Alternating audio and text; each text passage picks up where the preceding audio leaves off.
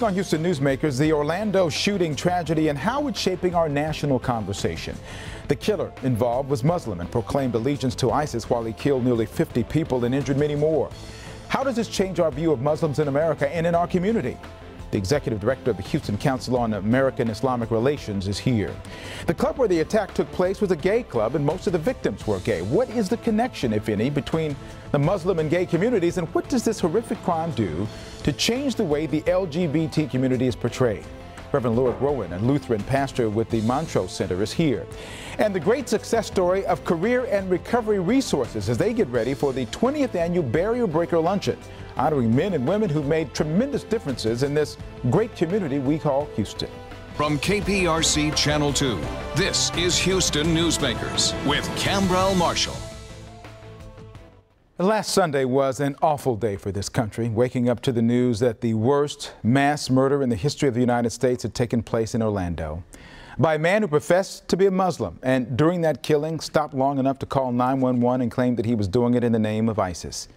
The fact that he chose a gay nightclub for his target inflamed an even bigger fear among the LGBT community of being singled out for violence. Here this morning to talk about what happened in Orlando and how it's affecting the Houston community, Reverend Laura Groen, who is gay and pastor with Grace Lutheran. She's also serving in the Montrose Center. And Mustafa Carroll, the executive director of the Houston Council on American Islamic Relations. Thank you both for being here. Thanks for having us. I'd like to start with where we were last Sunday when you each heard the news about what had happened in Orlando. What was your initial thoughts, you first, Reverend? My first thoughts were fear and grief and rage.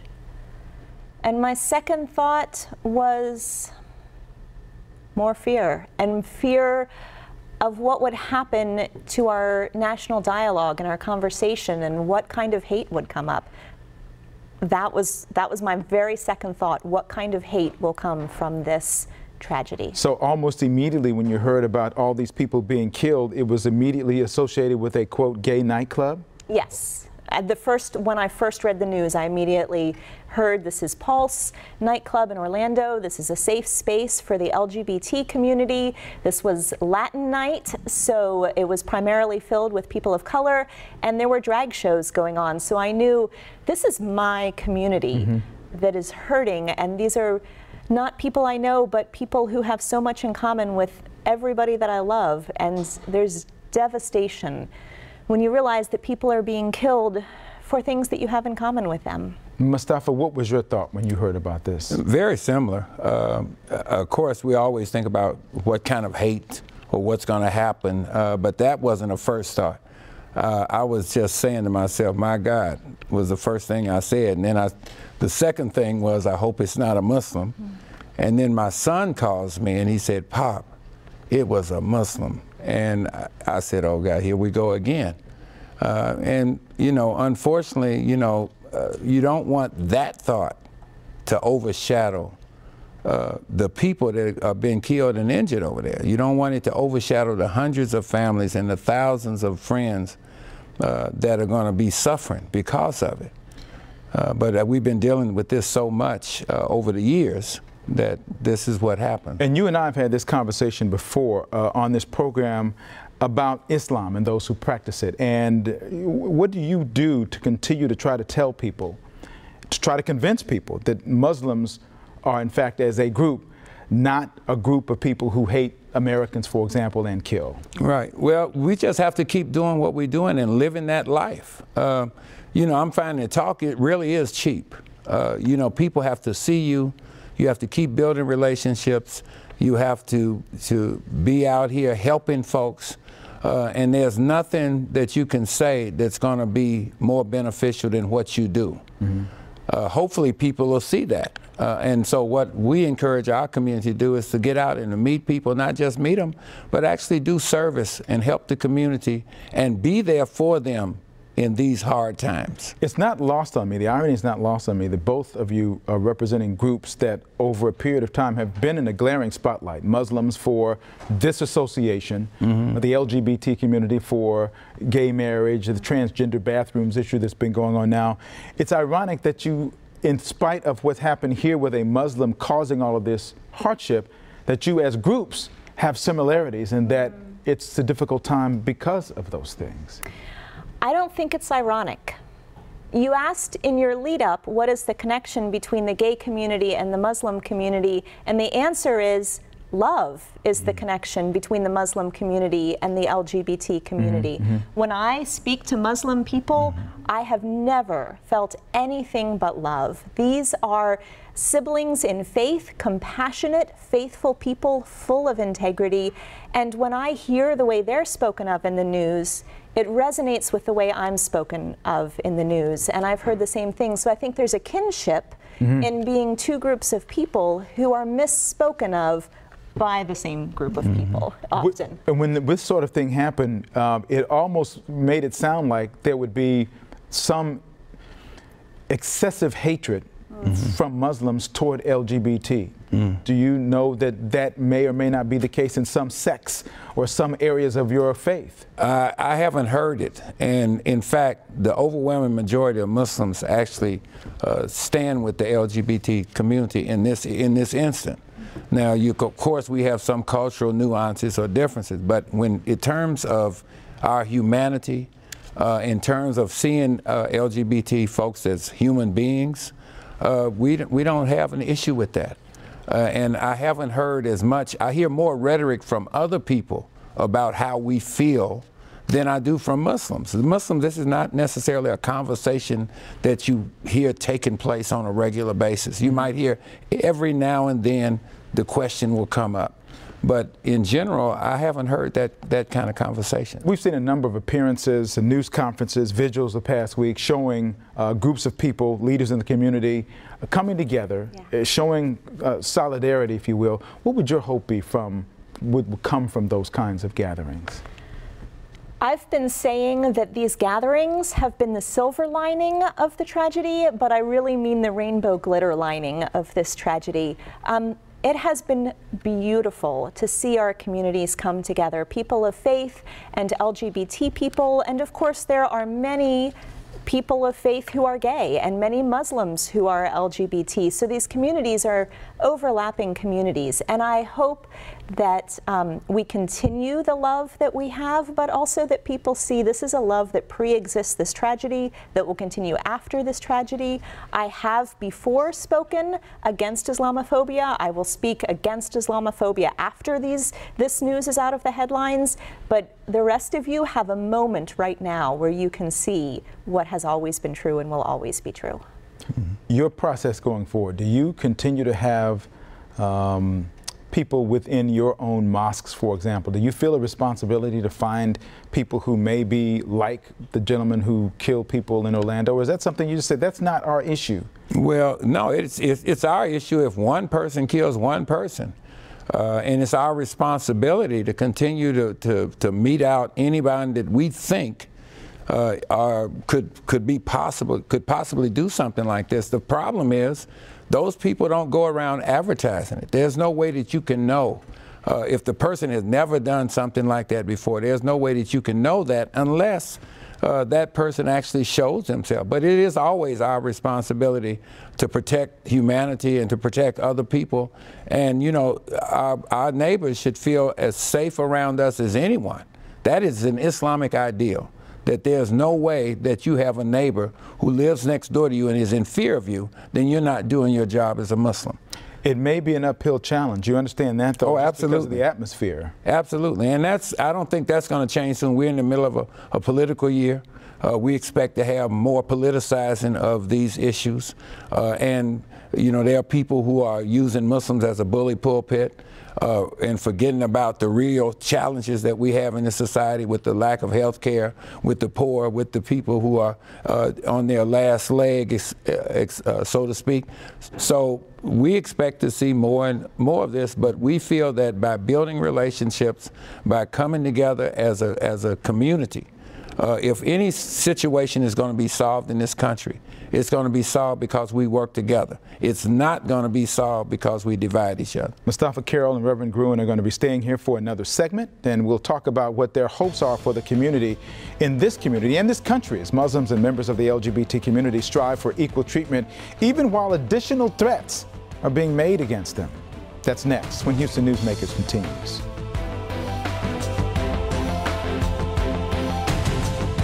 turn around, don't drown. We hear the warning repeatedly, but Houston drivers are still drowning in their cars. That one haunts me. That's unacceptable. What's it going to take to stop drivers from heading into these dangerous areas? A new law or new technology? Monday on Channel 2 at 10. Keeping cool in the hot Texas sun can be tougher than hitting a fastball. Go with the pros at American Standard. Born and bred in Texas, they're my team. Choose American Standard. Comfort the way you like it. That's a big bull. I think that's old Cyrus. 1,800 pounds will do whatever the heck I want. Take a long way, huh?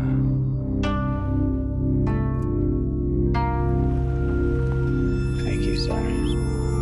Right now, lease a 2016 Lincoln MKC for $289 a month, only at your Lincoln dealer. Do you know Spanish? I know enough. Hola, ladies. ¿Qué hacer esta noche?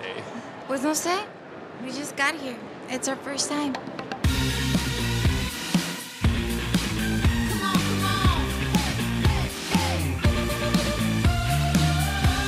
Hola.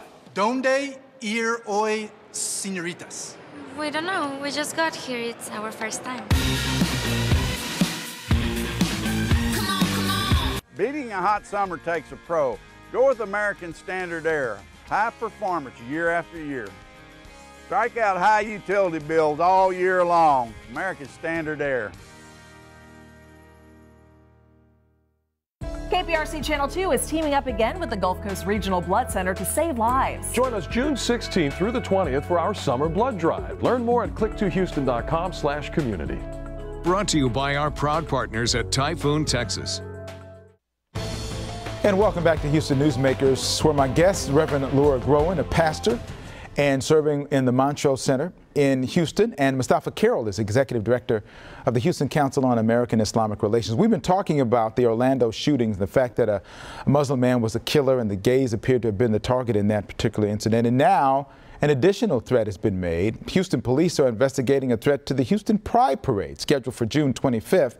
And it's this tweet that's getting the attention of law enforcement. It reads, "There will be a massive shooting at the Pride Parade in Houston, Texas." Reverend Groen, what do you think when you see something like that, which is not only just a generic threat, it's the threat directed directly at your community? Fear, again, and I'm going to get emotional because not fear for me, but fear for my friends, my family, my chosen family. But here's the thing, LGBT people have always known that we are at risk when we gather.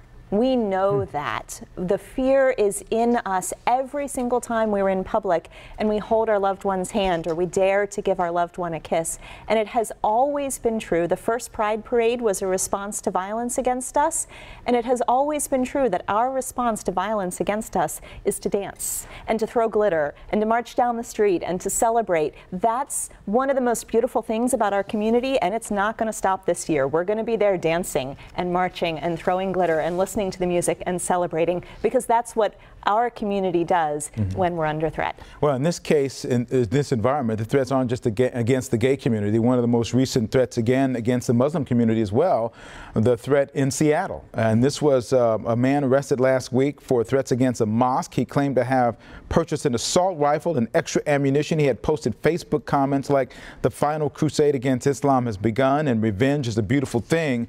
Mustafa, these kind of threats you see all too often, are they going up? I think they're staying steady. I don't think they're going up. But, you know, whenever we'll see a spike in those kinds of threats whenever there's an incident. If the Muslim does something anywhere in the world, we get the backlash comes here. And so the bigger question that we have is that our country is dealing with an issue of violence. And it's dealing with the issue of assault weapons, per se. People don't like to talk about it because they think you're taking away their guns. But, you know, what do you need with an AR-15, AK-47, and Uzi? Those are military weapons. And so we have an issue with that. And I think both of our traditions teach that violence as an action comes from violence in your hearts and violence in your words. And so we have been seeing in our country violence in people's words, both against the LGBT community and against the Muslim community.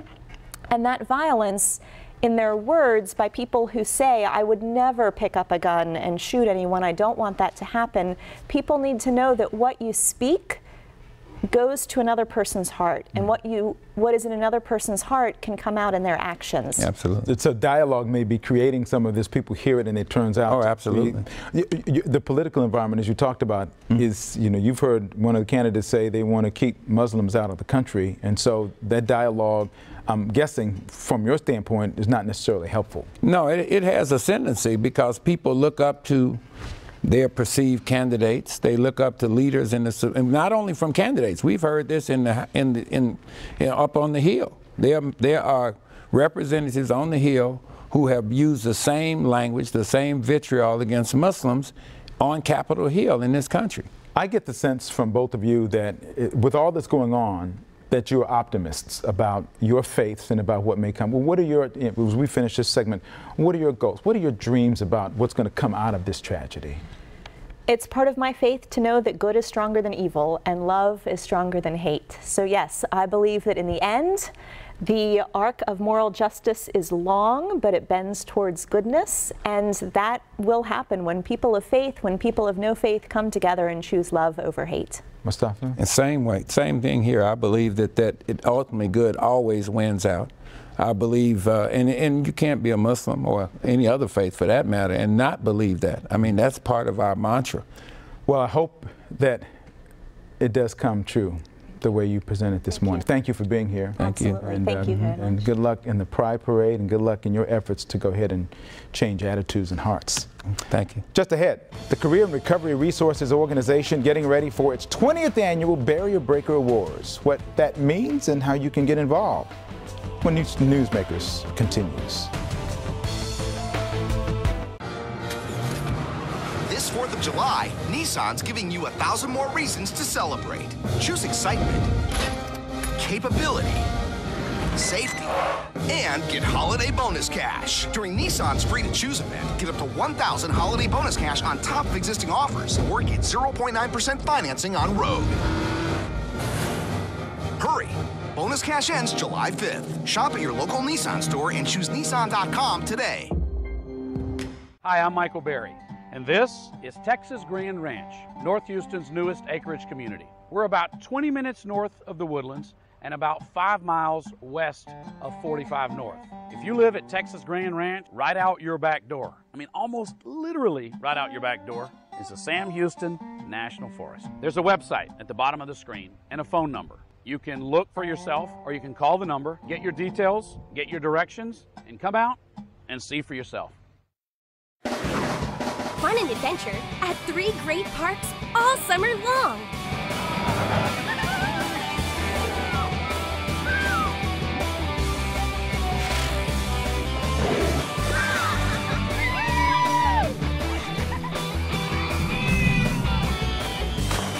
Thrill rides, games, food, and summer adventure for everyone at the Downtown Aquarium, Kemah Boardwalk, and Galveston Island Pleasure Pier.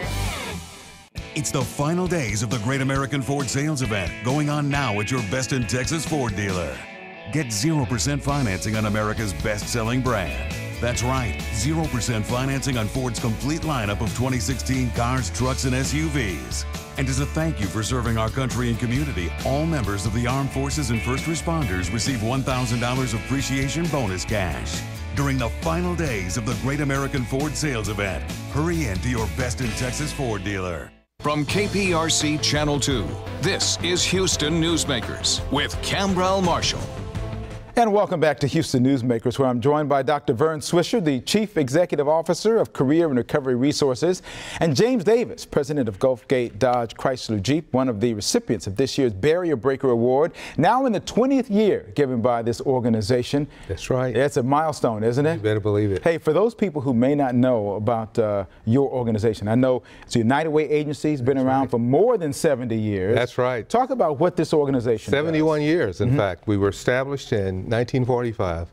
We are a United Way of Greater Houston agency, and our mission is to have people identify and overcome barriers to employment, and that is a tremendous mission. And it kind of fits with who you are anyway. You're a pastor, and so that's kind of your heart anyway. It really is, Cambrel. Thank you for mentioning that, because I think that life really ought to be about helping people to have hope. And that's what we do. If someone comes to us and they have been looking for employment and feel discouraged that it does not seem to be happening, we want to really work to help that individual find out what it is that's keeping them from getting that job offer. And as you celebrate this 20th annual event, you have Mr. Davis here, who is one of the recipients. What is it about him that makes him stand out and be a barrier breaker? Well, he's a good person, but we're celebrating Mr. Davis and Miss Davis, Miss Marla Davis. And they are such great community leaders and corporate leaders. You know what he does in terms of his business, Guffgate, Chrysler, Dodge, Jeep. I want to make sure I get all that in. But he serves on our board. And he has come on the board working. And you know how, I know you serve on boards, Cambrel, and I have been to organizations that you're involved in. And the key is you're engaged and he's engaged. And so we're honoring James and Marla as a couple. Right.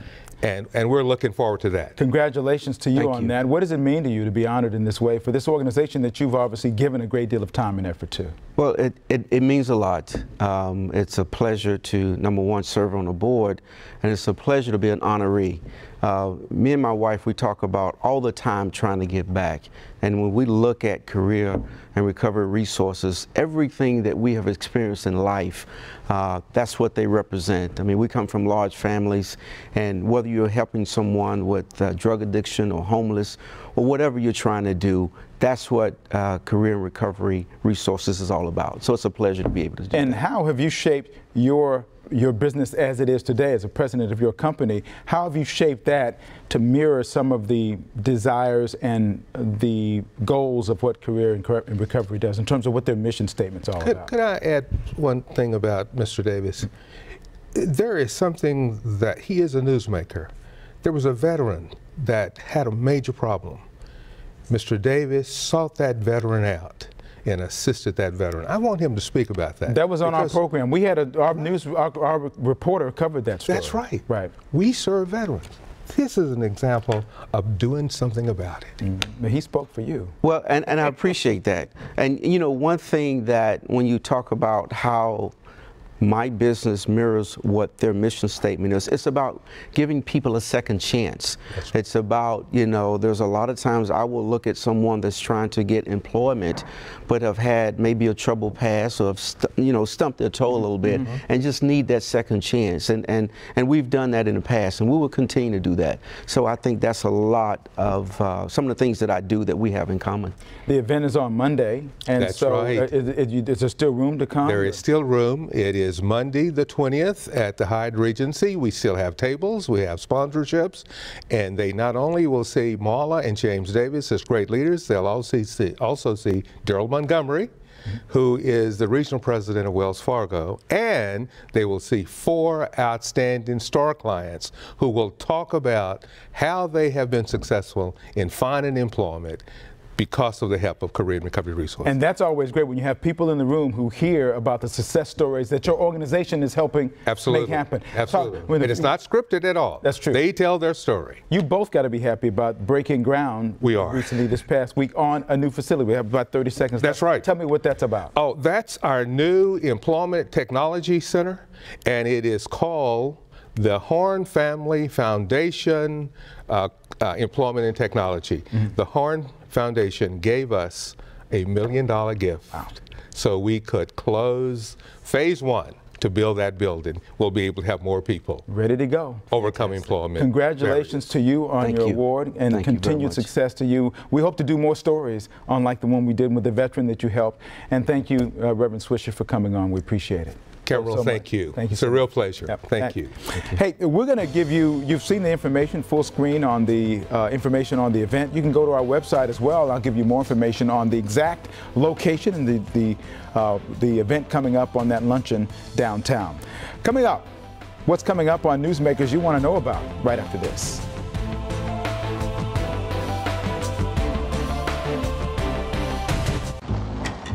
right, what do you think, boys? We could do tacos. We could do some Thai. Oh, how about sushi, huh?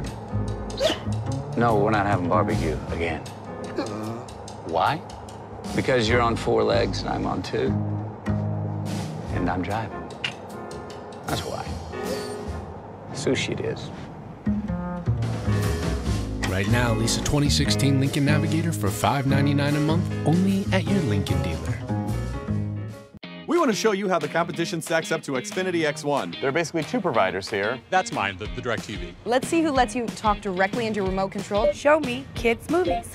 What? Show me action movies. Who do you think this is? Probably Roku. This isn't DirecTV, though. This is actually Xfinity X1 from Comcast. Really? I may be changing my provider. Go to Xfinity.com/challenge now to see how DirecTV stacks up to Xfinity, or get started risk-free for $79.99 a month for 12 months. Call or go online today. At Katie Furniture, you pay only a fraction of retail store prices. Find high-quality designer brands for less. Shop our huge showroom full of unique finds from brands like Heckman, Howard Miller, Pulaski, Lane, and Roy Hill. We make it easy with no credit check, 0% financing, and fast delivery.